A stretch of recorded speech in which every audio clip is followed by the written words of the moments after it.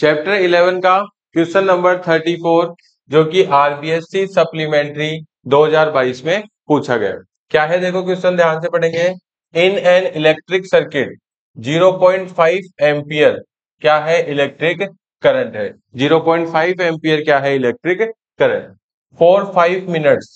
5 minute क्या हो गया बताओ, टाइम हो गया। ठीक है, find the amount of electric, यहाँ पे क्या आएगा भाई, चार्ज आएगा।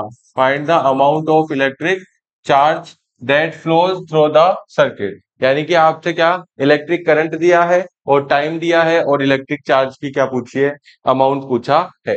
तो देखो फॉर्मूला वही लगाएंगे, सब में फॉर्मूला लगाने से पहले एक फॉर्मूला जरूर लगा लेना आप न्यूमेरिकल्स में, गिवन, आस्क और फॉर्मूला।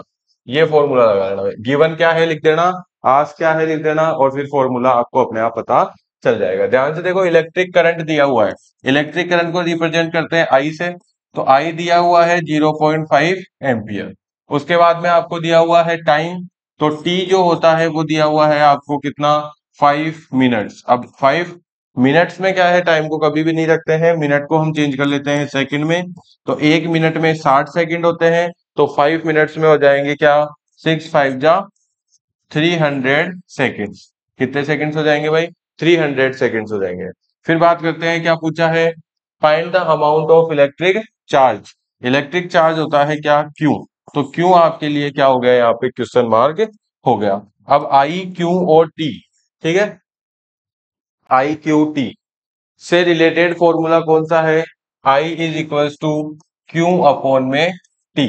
ठीक है, तो आई हमारे पास दिया हुआ है, आई की वैल्यू दी हुई है, टी की वैल्यू दी हुई है, हमारे से क्या पूछा है, क्यू पूछा है। तो इस फॉर्मूले को देखो क्रॉस मल्टीप्लाई अगर हम कर लेते हैं तो Q will be equals to I T. Q किसके बराबर हो जाएगा, आई इंटू टी। तो Q is equals to I की वैल्यू रखो 0.5 और टाइम 300 सेकेंड्स। तो अब 0.5 को आप 300 से मल्टीप्लाई करते हो तो कितना हो जाता है, 150 कूलम। ऐसा यूनिट जरूर लगाएंगे, चार्ज को काय में नापा जाता है, कूलाम में, तो कितने हो जाएंगे भाई, 150 कूलाम चार्ज हो जाएंगे।